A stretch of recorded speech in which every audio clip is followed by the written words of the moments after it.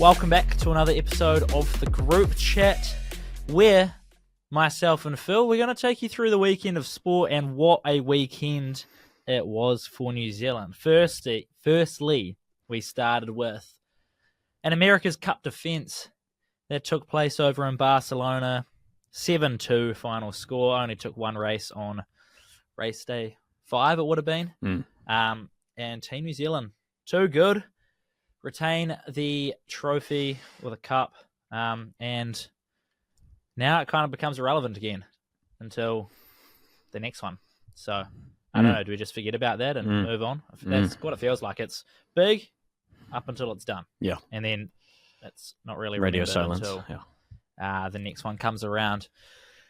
Followed up by, what would have it been next? The Black Caps humbling India in Bengaluru, fighting the rain and fighting the Indians. Put on a stellar performance. Everyone really stood up in that. From Will O'Rourke with the ball, Matt Henry, to Rachin playing not only a fantastic innings in the first dig with Devon Conway, who, thank goodness, he's finally found a little bit of form, to then steering the ship home with Will Young at the other end in the second dig, needing 100. We fielded superb, bowled superb, batted superb. After going down 2-0 in Sri Lanka, we look good. We look very good. Yeah, turn the corner. Unbelievable. And Rachin is going to be playing for the Black Caps for a very long time. Yeah. That guy is so good. I'm glad they got to finish that game because when that rain came down, was it day 4 maybe? Yeah, put an end to day 4. Absolute storm. I was like, oh. And I think delayed start to day 5 as well. But it's the drainage. Fair play to them. They got the covers on quickly. They did. And it drains very well. Luckily, there wasn't a big score to chase either. Yeah, only needing 100, I reckon. I mean, we could have done it in 20 overs if we wanted to. Yeah. But little red anchor for both Will Young and Rachin. How good? Will Young, very good as well in that second innings. He's the kind of player that you want in your team. He can bat anywhere from 1 to 6, and he just fills a gap and he does it well. So feel good about him. You back that up with what came next? Probably Silver Ferns. It would have been Silver Ferns, Then the Constellation Cup, which, speaking of breaking droughts, first Black Caps win in India for 35 years. Only the third team to do so. Yep. And Tom Latham, his first official game in charge, writes himself in the history books. Go Tommy. Then you go to the Silver Ferns, and they haven't beaten Australia in the Constellation Cup since 2010, something like that. Massive. Absolutely massive. And a big upset, too. Like, it wasn't close. It was 64-50. Unbelievable. And we got to turn that round. I think Aussie are $1.70 favourites for the second game. So absolutely thumped them. We can turn that around. And again, the girls are on fire. Silver Ferns, yes. And then we go back to the White Ferns, who looked like they were having a blast in the changing room after lifting the T20 World Cup against South Africa. Yeah. It's a 32 run, the difference. Crazy. I mean, I think it's their first. Yeah, it must be their first World Cup win, and I think the first time being in the final since 2010 as well, maybe. Or it might just be their first final in general. I think they won it back in 2000, but that was a ODI cricket World Cup. So, and I think the Sappers were favourite too, about $1.40-ish when I was looking at it, and I go, oh, that's not worth betting on for me from a South African perspective. They were $1.40 favourites? They were quite short. Maybe 160, I'm pretty sure it was like 145 at the time. And then also, actually... Well, they did knock off Australia, who are the best team in the world. They did. So.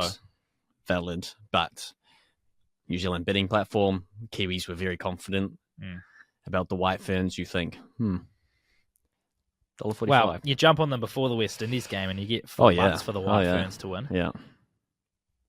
Hell of a result there. Hayden Wilde also winning the series finale of the triathlon, which is big. Yep, he's starting to get better of his rival. Indeed. So that's good to see. And then Liam Lawson in the F1, his F1 debut for the season, starting 19th on the grid. Yeah, finished 9th. got onto the points. What a champ. Hell of a drive. Looked like a veteran out there, some would say. Good to see him. Good to see him driving. Good to see him It out is there. good. Fernando Alonso wasn't his biggest fan in the sprint race in particular because I think they had a bit of a altercation there. Cry about it. Yeah, the two-time world champ, one of the most experienced, probably is the most experienced driver on the grid. Feel like you don't want to make an enemy of him, but also like they're all out there competing against each other, and he's fighting for a contract. I don't get what Alonso was saying about the fact that he's fighting for a contract. He needs to be careful. I feel like if you're fighting for a contract, you got to be ruthless. Yeah. You got to be out there doing more than everyone else to prove that Your you spot. deserve that seat. Yeah. So you wouldn't be overly cautious. You'll be doing everything you can to prove your worth. And who cares if you're Fernando Alonso? I'm going to take you on. If I'm Liam Lawson, I'm taking you on. I'm taking all the risks I need to earn a spot and paid off from in the race. Yep. Get into the points straight away. Hell of a result for him. So, plus we had the NPC semi-finals, which was unbelievable. Wellington, yes please. They have plenty first NPC final ever, I believe. Really? I believe so. I think they won it. God knows when. But that was before it was like an actual thing. Oh, right. So I think it's their first NPC final. And we had A-League, Premier League, All Back in Action, NFL, and we've got the baseball, the World Series matchup confirmed. Dodgers versus the Yankees, which is a series the MLB, or a World Series the MLB, probably would love to see. Like, if there's one matchup they want in the World Series, be those two teams. Yankees' first trip since 2009, I think, to the World Series. So good on them. Aaron Judge needing Juan Soto to help him get to the big game. But that'll be a good watch. Where shall we start? Maybe our weekend highlight. Yeah. Do you have a weekend highlight? Well, it certainly wasn't my kiddo. Auckland FC. I was surprised by. The atmosphere was good. Pretty much a sellout, if not a sellout. Port FC were good. Had some good chants going. Got the blue flares out. Love seeing the blue flares. Sunny day in Auckland. After arriving, it was cloudy and windy. We're like, man, this is just Wellington. We got a little bit burnt sitting in the stands. We did. Yeah. Seeing the old skipper, Sakai, play as well as he did. Yep. I think getting that cross in and getting the early goal for Auckland FC to kickstart their season, finishing with a 2-0 win against the Brisbane. Yeah, I think the AFC game was your highlight. My highlight. It's a worthy highlight. Leading into a win, a rare win for Man United. Would you say a rare win or a real win? Rare. Rare, yeah, fair. Rare. And 2 goals, I'll have you know. So that pushes us off the least goals scored for the season so far. Yeah. But, and you're just moving a little bit further away from that relegation zone. Yes, now 11th. So it's still closer to relegation than top 4. But hey, with the results at the top of the table, we'll be climbing. You seem like you could be climbing.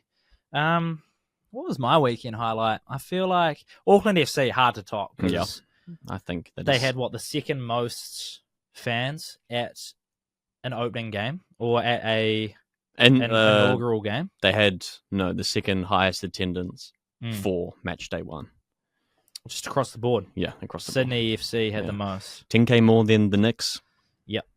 10k more. It's a lot of people more. It's a lot more people more. A lot of people more. Yeah, I don't know. I mean, who had the highest? Was it Sydney? Sydney FC? Yeah. I think not by a lot more. What am I doing to the Moors? More. 2 more. I think they might have had like a K difference. Yeah. It was 25 to 24 or something like that. I think, that's about right. Yeah. That's huge. Great my to see. highlight, it's got to be the girls. You don't win a T20 World Cup every day of the week. So, and for them to come off their fat losing streak, which was pretty fat, to then go and play their best cricket when they need to and stand up. Amelia Kerr, she, I read one of her statements after the game, and she noted back to when she was sitting in school, creative writing, and writing about how she would love to win a World Cup along Susie Bates and Sophie Devine was her creative writing story. And that's exactly what she did. So good on her. Consider it manifested. Very, very cool from her. I don't know if she got player of the tournament. She got man of the match in the final. She definitely would have deserved player of the tournament. I mean, she is just unstoppable. Do they call it man of the match? Something I've never really thought about. That's interesting. Woman of the match? Player of the match? Player of the match. I'd say they go for player of the match. They probably do that in the men's as well, player of the match. I don't know, because I feel like Rachin got I think it is player of the match. Oh, yeah. But then in football, it's man of the match. Then what are they doing in women's football? I think so. Surely. Well, on FIFA, you get a man of the match card. No, you get player of the month cards. Player of the month. Player of the month. So, just checking. That would have been very interesting. Player of the month. So yeah, You'll go Auckland FC for your weekend highlight. I'll go the White Ferns lifting the T20 World Cup. They looked like they had a lot of fun in that changing room after as well, singing some good songs. They did. Good vibe in there. So, congratulations to the girls. Well done. Shall we jump straight into some NPC semi-finals then? Indeed. Man of the match for you across both games. Wow. Start with Bay of Plenty? We can start with the earlier game. Makes sense. WW. Preston 2 tries. Filling some big boots with no TJ. I feel like he was really good. And that sort of supporting play, he was always an option. Wellington were very efficient with their offloads against Waikato. Yes. I thought Waikato played really well, but the difference was like these little breakaways, these little individual moments. The one that sticks out is Riley Higgins off the back of the ruck, the offload to Cam Preston, scoring under the post. The other one, Ollie Mathis, his solo try was incredible. He's also a flanker, you got to remember, who's playing on the wing. He needs some real tickets to score. So, yeah, I think Preston with the 2 tries, running over to the fans that were on their little, what was it, like a couch or a bed, high-fiving them. He did not stop running, eh? No. He just freaking took off. Where is he off to? Yeah. So, yeah, probably Preston for me, but there were some really good performances in that forward pack as well. Yep. I feel like it's hard to argue with. I was leaning towards Preston as well. He just did his job. He's done it all year. He's played very well, and then TJ stepped in, did his thing, and then he just stepped right in like nothing had ever happened, and carries on his winning ways. So I rate that. I didn't really have any arguments to there. How do you feel about Waikato losing that one? Yeah, like we had our moments. I will blame Sky Stadium for not allowing the cowbells into the stadium. I feel like that was I feel like that was the key difference. Waikato Rugby had to put out, hey guys, don't bring your cowbells. You're not going to be let in otherwise. Oh wow. And I thought that was big scam. You can't, I mean, you talk about atmosphere in New Zealand and how desperate we're crying out for atmosphere, and then you go, no cowbell. Why? Was there any reasoning put out by Sky Stadium? Because I said to you earlier, should we just scrap the whole pod, whatever we've got, and should we just fix New Zealand sport, atmosphere, and the games? I didn't even know that, but my goodness. Think about what the port had. They had horns, they had drums, they had flares, they weren't allowed, but still, it really made the difference. And I don't know, man, not allowing cowbells for Waikato, who are known, the Mulus of all teams, and then you go, that's disappointing. No atmosphere at our stadium, please. So I think that's the reason why Waikato lost, no other reason. But Wellington's breakaways what's the difference, I think? And it's their offloads. Can they get a breakaway? All of a sudden, okay, Waikato can commit to a tackle, but then they're offloading it. And those support runners, we're running out of players to tackle here. And that's where Preston was very good, because he was always just in support. I mean, your halfback's going to be at the ruck anyway, but like just being available and ready, I guess that's something they work on during the week big time, because it really showed. And huge. If they're going to win their final, that'll be a key part of it. The forwards getting over quickly, getting over that advantage line, and then those quick pick and goes, even by the backs who are coming in, offload support players and through the gap. Very nice to see. Got back to full-time bar up in Auckland to watch the end of that game. Full-time bar. What do you think of that? Your first time there? The Waz bar? Very nice. I reckon it's much needed. It's very, very cool. If we could pick that up or duplicate it, copy and paste, pick it up and put it, where would you put it in Wellington? Because we need a bar like that in Wellington. I'm trying to think. Maybe a Cuba Street. Cuba Street? Yeah. Okay. Courtney Place is I in a would- rough spot. If I do not very want it. clear. It's too nice for Courtney Place. Yeah. I'm so thinking down Cuba or not the viaduct, like where Rosie's is, and down that area. that's a good spot too. That's where I'd be thinking, because you'd want it close to the stadium-ish, I think, so people can go between the two. Can be a But if you spot get before or after the too games. close to Lambton Key, then it's just becoming very corporate, very post 5 p.m. The crowd dissipates. You want somewhere where you can continue that little bit That's of true. energy, that That's little bit of true. momentum. Cuba Street, it's hustling, it's busy. It is. Maybe you're right. Maybe Viaduct or like the waterfront is a bit nicer. Round like TSB Arena. I feel like it's like, because you want it to be sport orientated. Yes, You got do. TSB one side, you do. got Sky Stadium You the do. other. It's, I mean, you're not really going to go to a bar and then go to the cricket at the Basin.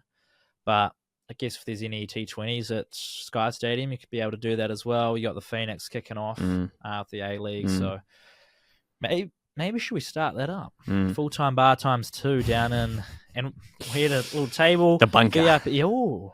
Do we call it? There's got to be somewhere called the bunker already, surely. The good bunker. The good bunker. Yeah. The bunker that takes their job Where seriously. everyone officiates properly. Anyway, Bay of Plenty. Bay of Plenty. Let's go. Forward pack, I noted, were very strong. They got a good rolling maul. Springbok-esque. They've done that back-to-back weekends now. Yeah. They can't be stopped. And you've got some big names in that Canterbury side. Yep. And they're getting rolled. I'm are getting so glad rolled. Canterbury didn't win. Just Yeah. saying. Again, they had good support play. Bay of Plenty's defence has gotten stronger. I think they've just progressed to get better and better, Yeah. right? They're getting better and better each game. Most 60 points for Canterbury this week. No. What'd they finish on? It was 20. Yep. It's 32-20 was the final score in Tauranga. So hell of an effort from Bay of Plenty or the Steamers to stop that Canterbury offense or attacking. Some good tries in there too. Joe Johnson, on that right edge. Oh, yeah. very good on the open side flanker position. Try 18 tackles I noted down, 11 carries, and that put his tally to 165 tackles on the season. Wow. Unbelievable effort from him. And for me, I had him being one of the most key players in that game for the Steamers. Yourself? Who do you have? I just take the whole forward pack, I think. Yeah, you're rolling with the to forward pack? have a performance like that. I think That's fair. it was a big difference in that game, and there were some good individual moments. The number 12 who just absolutely flatlined. I forget his name. Flatlined the Canterbury's defender to score that try on the edge. Carter as well scoring on that right hand edge, kind of like DWZ-esque try in the corner. But I think the forward pack was the difference. Nice. And then if we look ahead to the final, as a Waikato fan, and who's living in Wellington, may I add, where do you stand in this week's NPC Grand Final? Who would you like to see win? Would I like to see win? Yeah. I'd probably be supporting Wellington. Nice. I like to hear that. Considering I live here, but I would like Bay of Plenty to win as well because for the storyline. Okay. First NPC win ever. Yep. And their stats against Wellington are absolutely appalling. I think Wellington have won 4 of the last 5 against Bay of Plenty. Yeah. There's question marks. Wellington were $1.46. I think they're now $1.52. It's another factor for me. Drifting. So if I'm back in Wellington, I really have to find some value somewhere. I wonder, do they have a point spread up already? 5.5. It is 5.5. They're short on hookers, supposedly. Supposedly, and they Which may is have not a bit of good. an impact player coming in. By the sounds of things. Potentially. A little Dane Cole's action. What do you think the likelihood of that is? Dane Cole's Well, if all the other ones are injured, then yes, very likely. Dan Cole's off the couch. $1.52. It's a bit short. It's 4.5. Is it 4.5 now? 4.5, yeah. So it's come in. Which And is that may have been because of the hooker result. Yeah, I wonder if they've already ruled them this out. chat about this injury, which is key because he was fantastic last week, as was the rest of Yeah. that front row. Yeah, well, he really just came into that role in the upside junior, didn't he? He filled a spot after James O'Reilly had I think he had that surgery, so he was going to be out for the season and wanted to get ready for Super Rugby, which also, if you think about Super Rugby, it's not far away. It's not. It's really not, because teams will probably assemble in December. They start their preseason, and what kicks off in February. That's going to roll around very quickly. So what's you want you'd like to see Wellington to win, but you also not from a betting front. You'd like to see Bay Plenty win as well. You got to choose one here. Waikato to win. Next year. All right. Okay. Well, then I'll say I'll back Wellington. Yeah. But I am concerned about that short line and the fact that they don't have a hooker at the moment. So yeah. But I'll support Wellington. Come on. There we go. That's what I want to hear. Rawr. Up the line. Yeah, it's tough. It's tough. Welly hoorah. Okay, well, we'll touch more on the grand final, NPC final, on Friday when we get the teams. Yeah, very interesting. It'll be interesting to see where that line moves to, where the odds move to. But for the meantime, we've touched on Auckland FC. They were your highlight. They had the second most fans with 24,000. I've talked about the port, but what was your biggest takeaway from being at that game? In the Betcha Zone, roaming around, anything in general, the play itself, the game itself, any of the players, or we've kind of said the atmosphere, but the whole buzz around the whole stadium, the city. We're in Macca's earlier. There was Auckland FC stuff everywhere. So, yeah, what did you take away from match day at Go Media Mount Smart? Two things. Mm-hmm. First, it didn't feel like a Warriors home game, which was fantastic. Yeah. I was very worried about being at Mount Smart, but it's going to feel like a Warriors game, but it isn't. It's going to feel really weird. Not at all. Not at all. I think I didn't have any... It felt like an Auckland FC home game, 100%. What do you think that's thanks to? Do you think that's just thanks to like the work they've put into the stadium? Yeah, definitely. Yeah, the atmosphere, how the match day experience felt very soccer orientated, which was good. The murals out the front. That was cool, eh? It's very cool. Next to the Warriors as well, but I reckon it's cool. Yeah. Very cool. And then the other takeaway was Sakai. He is a cut above the rest in the A-League. I don't think you would have seen it on the TV, but watching him in front, like when he was in the corner in front of us and just watching him play, cutting every ball out, blocking every ball, just his positioning, the way he was talking to his team, the way he got taken out off the ball, got up, sprinted, and then managed to get the cross in. You go, oh, okay, so that's what a quality player looks like. Everyone else, obviously, very nervous. First game, that first 15 minutes, very nerve-wracking. Or the first 10 minutes or whatever it was. Well, it was all Brisbane for that first 10 minutes, 15 minutes. And I feel like the guys were just settling in. But after that, it was all Auckland. So, yeah, I think it's a great captain to have, and he's very cool, calm, collected. And you can see why he's a Japanese international, but also played in that French league for, what was it, Marseille? Yeah. And you can see that experience.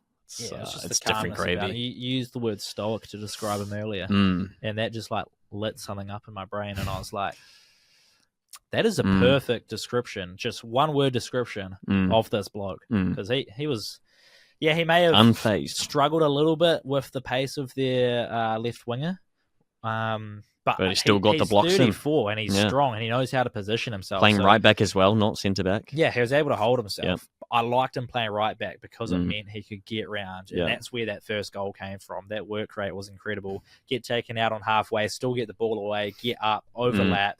Great vision from whoever played that in as well. But in behind the defense towards the right corner. I didn't see it. So credit to whoever played that pass in. Knew he had got up and just started sprinting for that overlap. And that was clinical. And then I think the other guys, Louis Verstraete, I don't know, Belgium and Belgian player that's come in. Don't know if I've said that name right. Louis. He was great in the midfield. I've seen some people already reference him to Auckland FC's Rodri. Wow. So the way he controlled the game and just worked the midfield. Paulson solid in goal as well. very good in goal. Good to hear some of the chants as well. Yeah. We can move on to the Port if you want. I did have a question. They were obviously unreal for the first game. They were up and about. They were loud. They were chanting. They were clapping. They were singing. They were getting kicked out because they had flares. They were drunk. It was fun.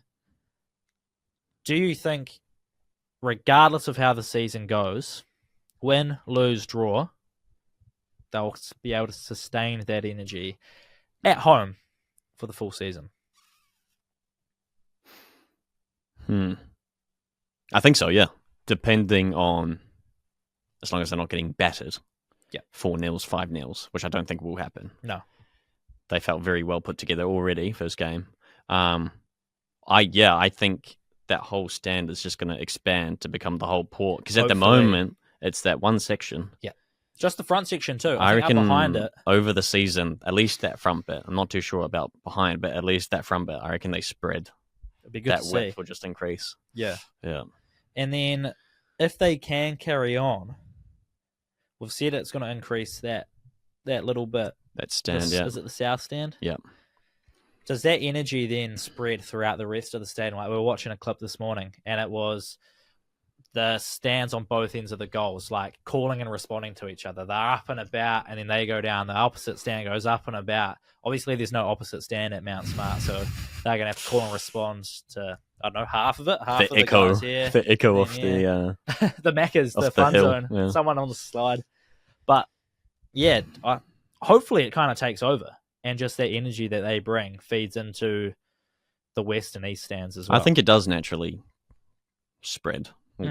People start opening up and being like, and once they start, other people start learning the chants as well. Yeah. It will spread for sure. It already started next to us there by the beach zone. Yep. You could hear people trying to get up with the chants. Start a little Mexican wave. Starting the little Mexican wave. So it definitely spreads. Yeah. And the more people you have in that port, the louder they get, the more people join in, and then it just stacks. Yeah. It gave me Especially if you're selling out games. Well, if they can continue to get that amount of tickets sold, it's going to be unreal. It really gave me championship English football, like a taste of European football with a smaller stadium. You're nice and close to the pitch. Yeah, it's a lot more intimate, I'd say. Yeah, more effective. Yeah, rather than which we saw the Phoenix get underway on Sunday with 14,000 people at Sky Stadium. And yes, they're a yellow team, and yes, the seats are yellow, but there are a lot of empty seats, and the atmosphere there, bar the yellow fever, it's just... Like, the smaller stadium just gives you a better experience. It does give you a better... The semi-final was great, but that's because it was... Was it sold out? It was pretty full. Yeah, I think there was about 32. Yeah. 32 out of the 35,000 there, maybe. But even still, if you're on the other side of that stadium or on the other half of that stadium, yellow fever are quite far away from you. So even if you wanted to join in, there's a delay. Yeah, big time. And you're quite far away from the action, too. Yeah. You can admire from afar. You don't feel nice and close to the action. I think that might be the difference. It's a lot easier to join in with the Port when they're so close, and they're so close to the pitch. Yeah. And you can just pop down and around. Like you could go stand in front of them if you want. Yeah, and the speakers are right there. Like, you're literally 5 meters away from the pitch when you're standing at the ground. Yeah. Like, looking up towards the Port, you're 5 meters from where Paulson is standing in goal. Yeah. And it's very cool. I think if anyone's up in Auckland and they didn't get to this first game, go to the second game, and then every other home game after, especially the Kiwi Classico up in Auckland, that'll pop off. Yeah, I hope the Wellington one does as well. I'd like to see how many people, if we go prediction, how many people do you reckon get to that 20K. Wellington Kiwi Classico? 20,000? They got 14,000 for opening day. Especially if it's a good day. I think that was a key. Can't beat Welly on a good day. I think that was a key factor for Auckland as well. Not only was it their inaugural game, but it was also such a nice day. The sun was out. That really helped them get those extra tickets sold, I reckon. So you'll need a good derby day. And it's 5 o'clock kickoff on a Saturday, I believe. So you go have a nice Saturday afternoon. Daylight savings. Marg maybe at Rosie's. Frozen margarita. Walk Not sponsored. Up to the stadium. Not sponsored. Yeah. And then don't bring your flares or your cowbells.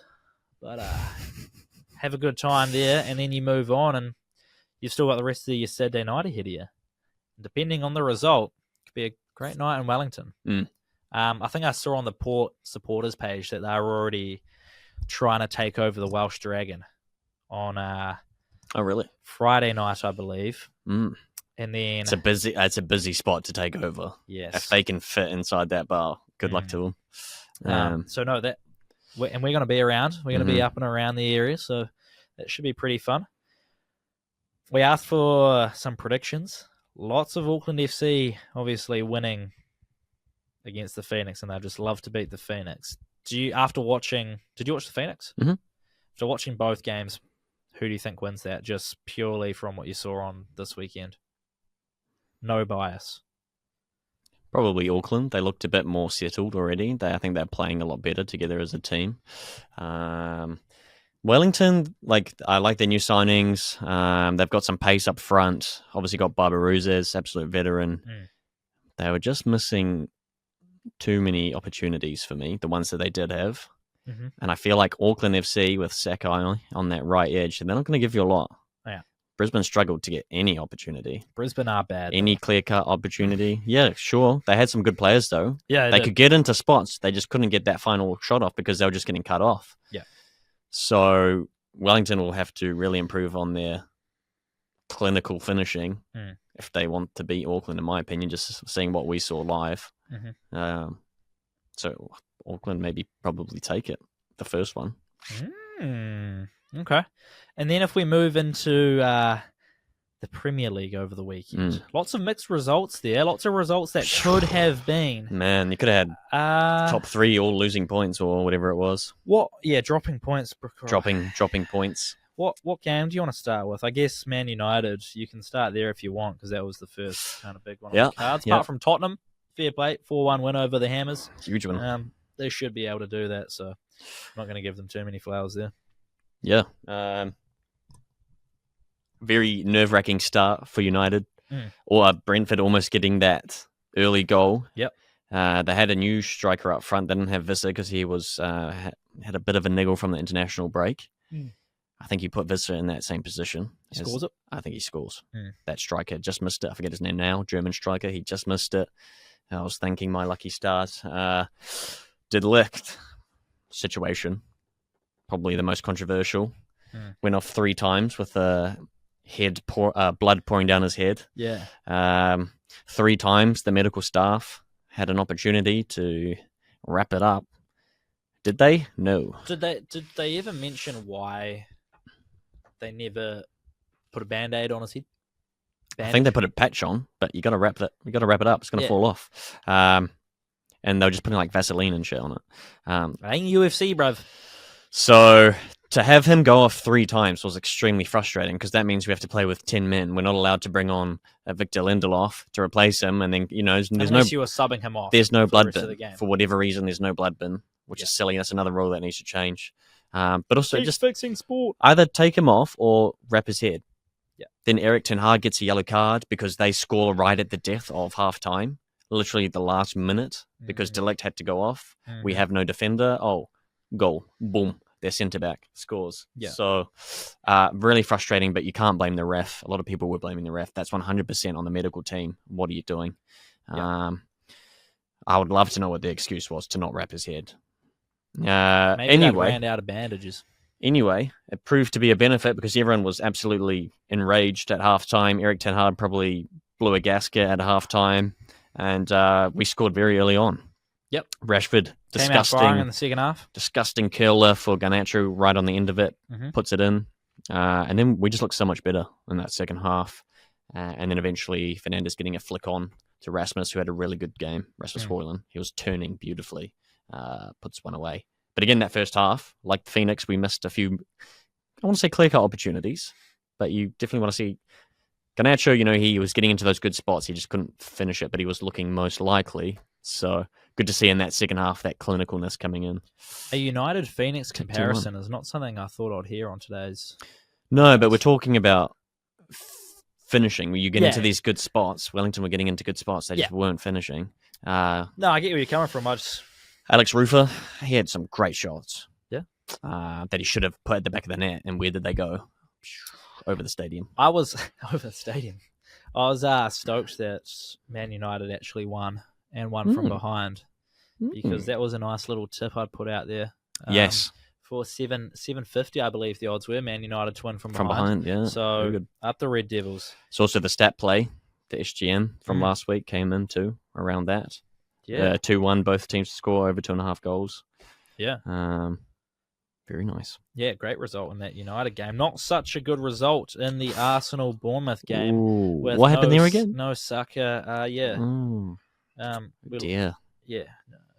Nothing felt right. And you can live with that Saliba red card up until the Chelsea-Liverpool game when the exact same thing happens. Like I think watching that, it's a red. Yeah. You can't drag the sole attacker down when you're the sole defender. He's through one-on-one. He was through, yep. Yeah, a red card there. We got to play 60 minutes with a man down, which arguably we're able to do that against Man City. We should be able to do it against Bournemouth. Yep.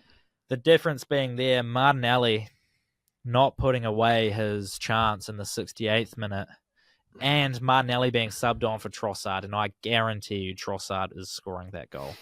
Unfortunately for Martinelli, he has not gained any more fans over the weekend. That's tough. And then that turns to be a 2-goal flip because then Bournemouth go and score 2 minutes later and then double their lead not long after. So, but yeah, you look at that Chelsea game and that foul, is it Chilwell? Not Ben Chilwell.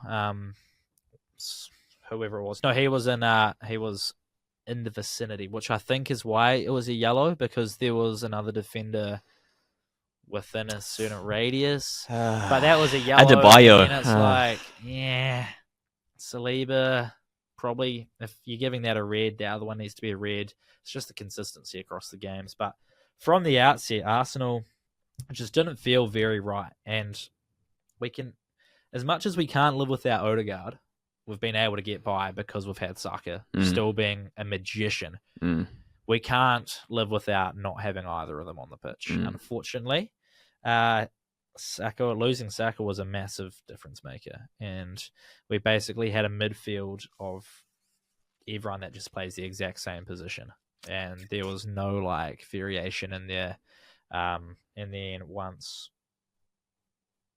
the red card came in, the substitutes weren't right. I don't think Arteta had the right tactics and wasn't able to adapt to the situation to the best that we probably could have. But it's an upset game. We lose.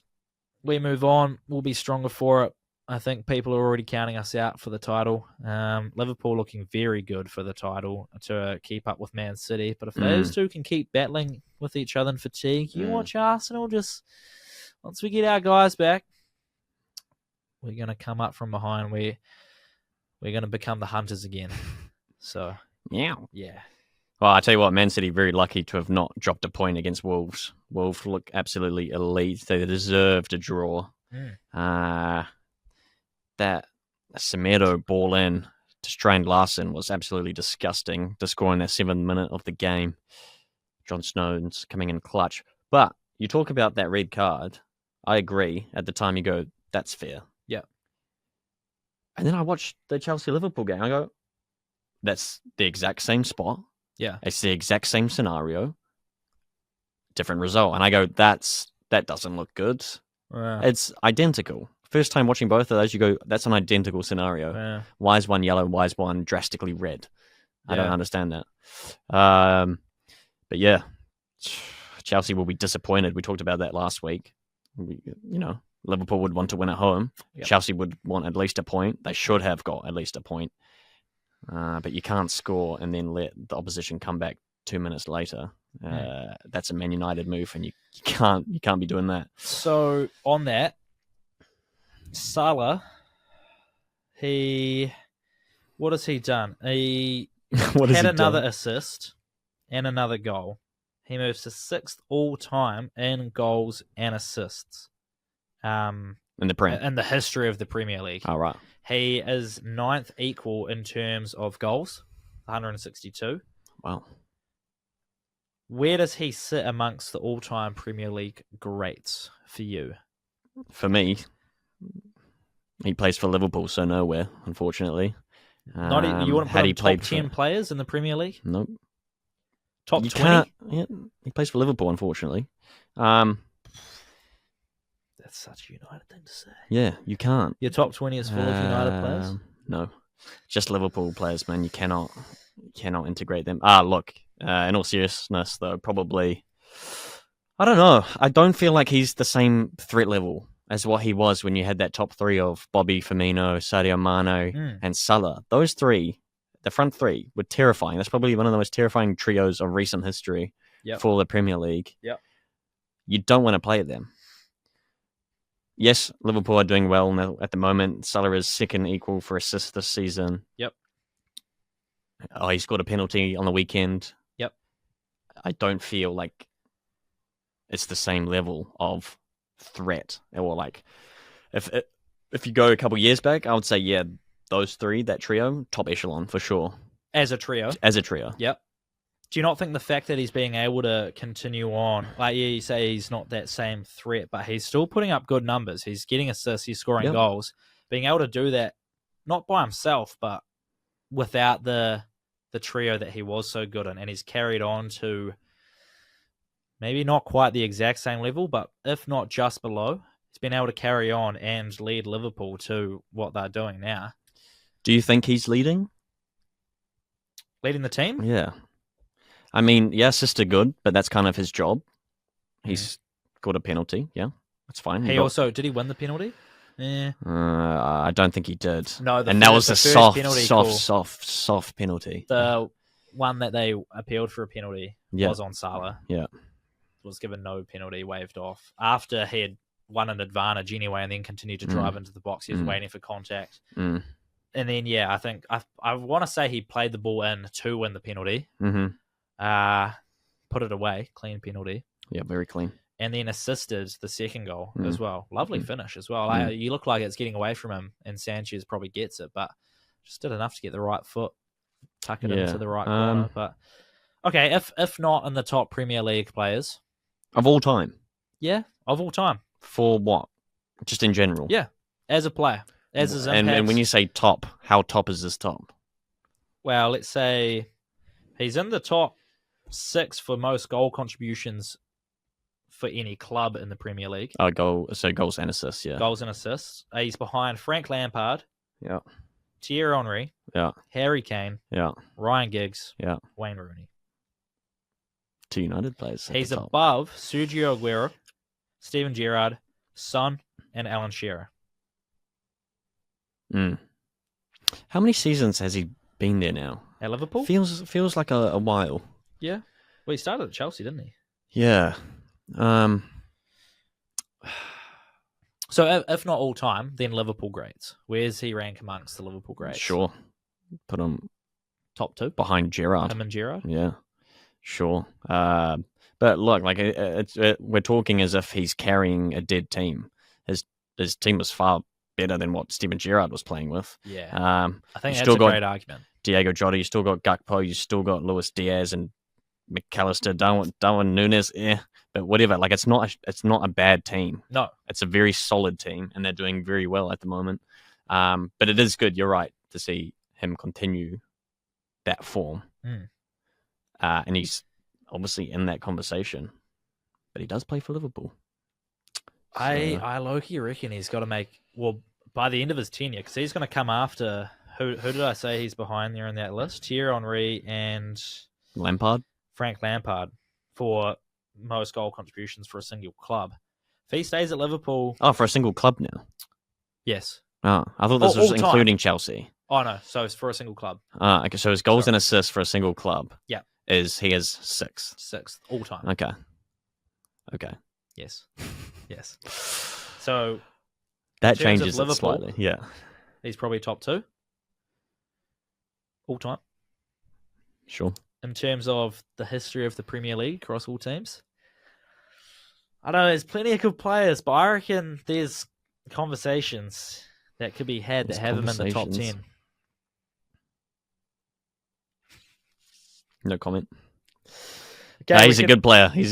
We can move on to the City game, and I want to pose the question to you. Is John Stones Man City's most clutch player? Because he has scored 2 goals this season, both come in extra time, both saving them from the jaws of defeat, or draw in this case.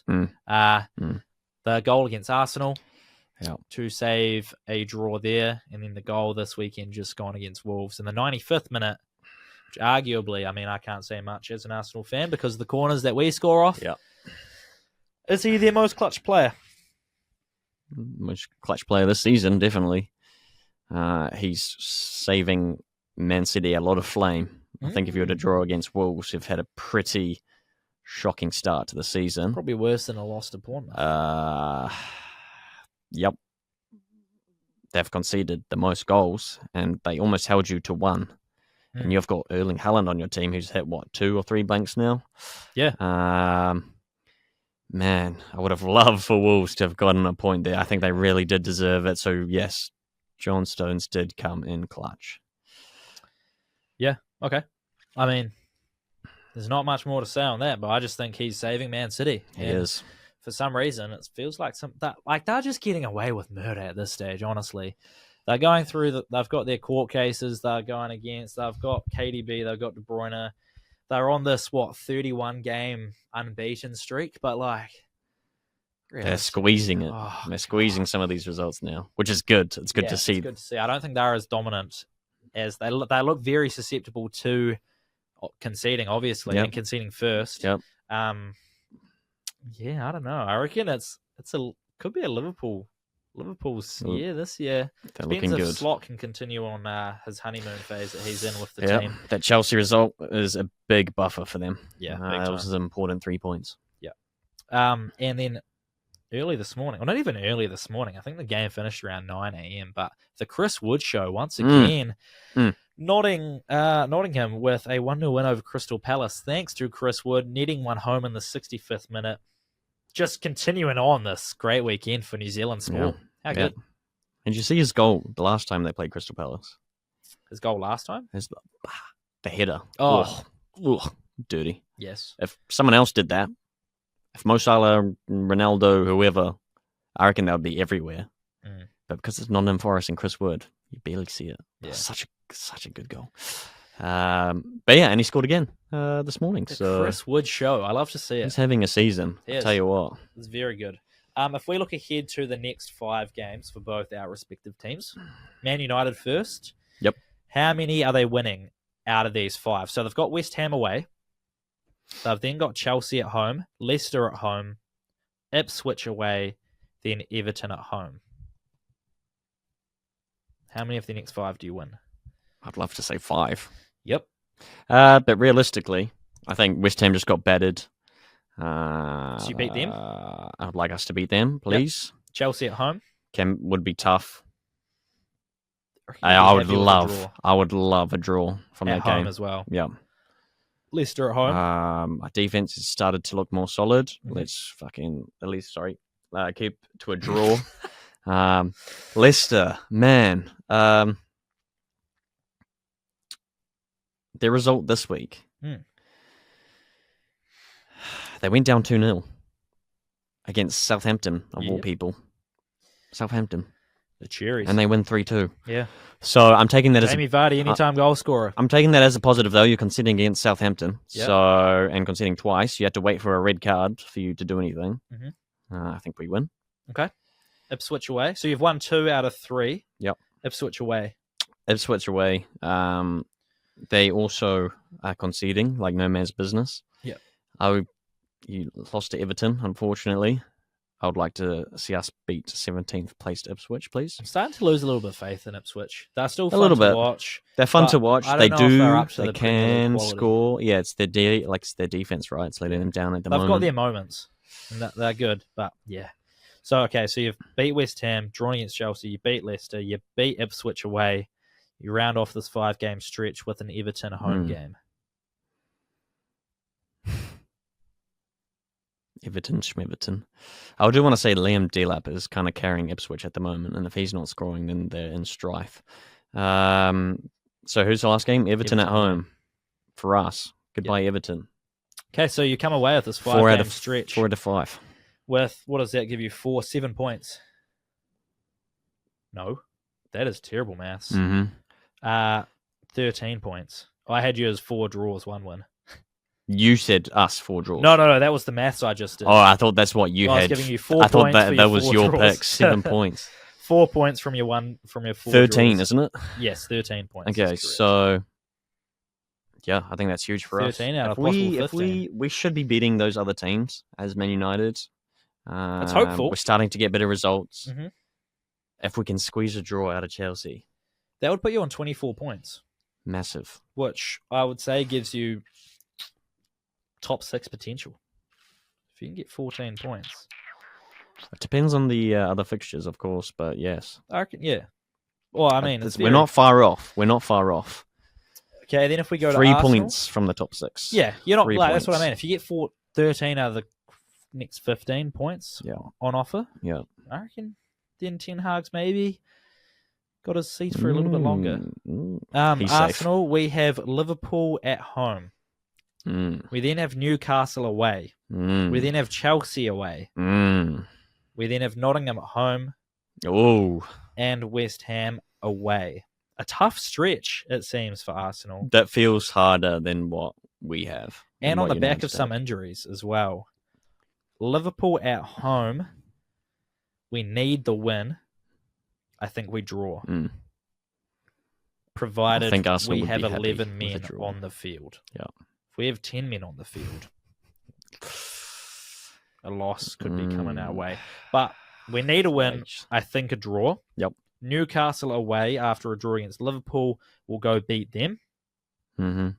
Tough one. A gritty one. Well, I think you could squeeze, for sure. I think we win.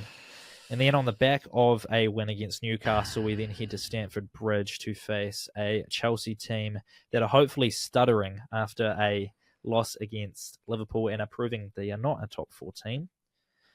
We'll beat Chelsea. Nottingham at home.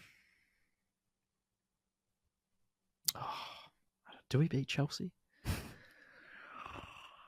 don't know. Yeah, we'll beat Chelsea away. I'll be happy. We got to win every game, basically. But let's say draw against Liverpool, beat Newcastle, draw against Chelsea, beat Nottingham at home, beat West Ham away. So that's West Ham, surely. 3 wins, 2 draws. Yeah. As long as we don't lose any of the next 5 games, I feel like there's still hope. So no losses. Yeah.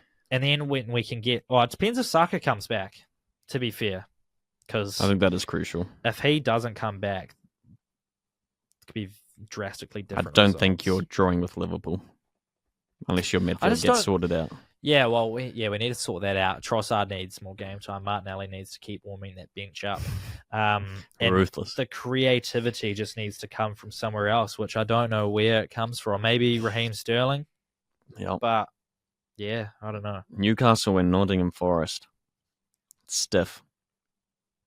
Those aren't easy games. Newcastle drew with Man City this season. Yeah. And it's Forest Newcastle have away bet as well. Liverpool this season. Like we've got 3 away games, 2 home games in the next 5. Yeah. After a 2-0 loss to Bournemouth away, it's tough. 4 out of their last 6 will be away games. So tough stretch for the Gunners. It's a bit of make or break. Like if we come away with this unscathed, get some solid results, points, bodes well for the rest of the season. Yeah, definitely. So yeah, interesting to see who Liverpool have actually in these next 5. I can pull that up real quick if you'd like me to. Sure. Okay. In the meantime, Man City, Southampton, Man City, Bournemouth, Man City, Brighton, Man City, Tottenham, not bad, and then Man City, Liverpool. Got a few Champions League fixtures in between there. Yeah. A few EFL Cups. So Liverpool are away against Arsenal. They're then home against Brighton. They're then home against Aston Villa. They're then away against Southampton.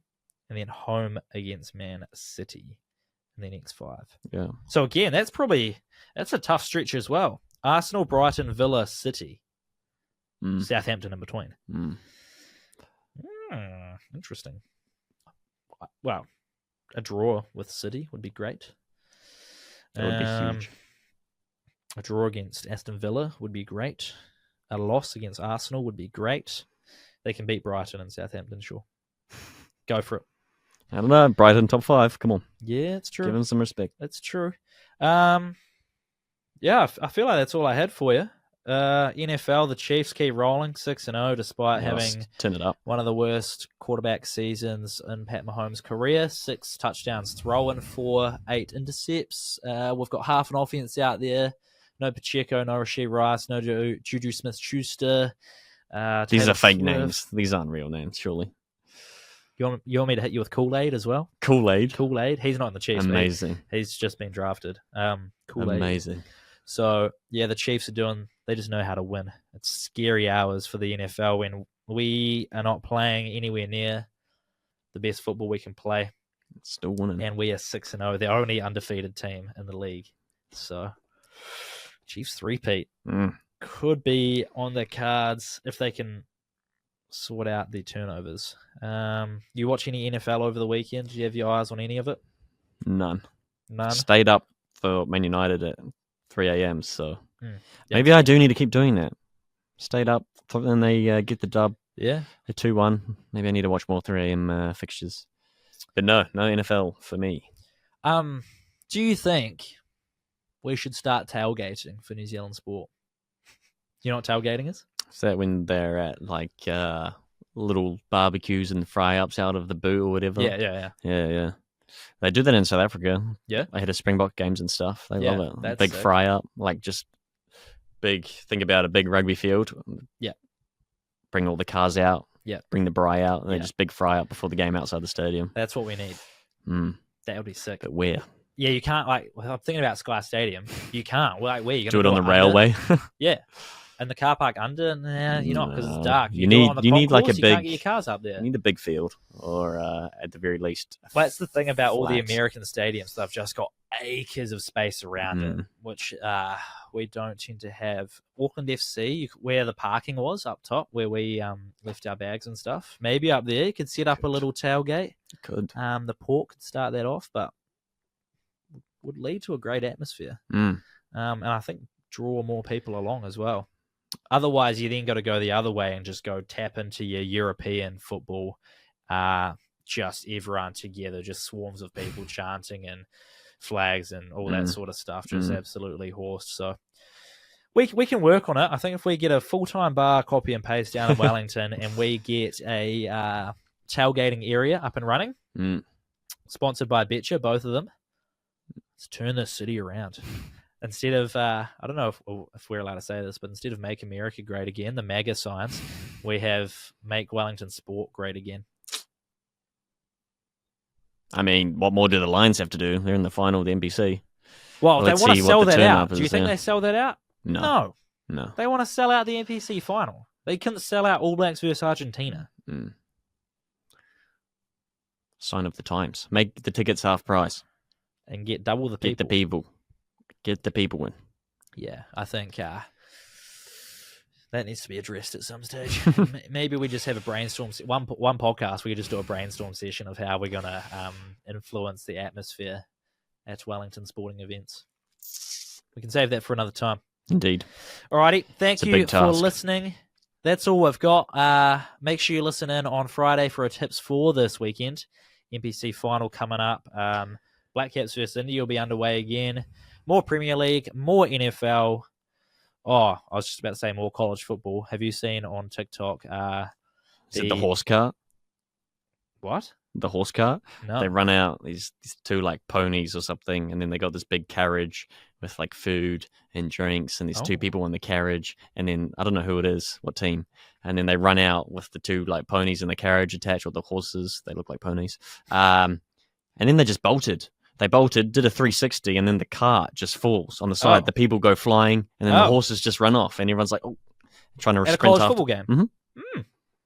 Was the carriage like Trojan-like? It's more like cowboy-like, Western. Okay, I was thinking maybe like USC Trojans, but no. Okay. I'll show you. I'll show you after. There's a Minecraft college football league that's going on. It's wild. You've got, instead of Penn State, you've got Pig State. Instead of Ole Miss, you've got Ole Moo. And they've all got $13 billion stadiums. It's wild. After games, they get bombed and they just build them up again. It's all over my TikTok feed. The MCAA, Minecraft Athletics Association. college football. Interesting. Yeah, so wild. Keep you up to date. Thank you. Alrighty, see you next time.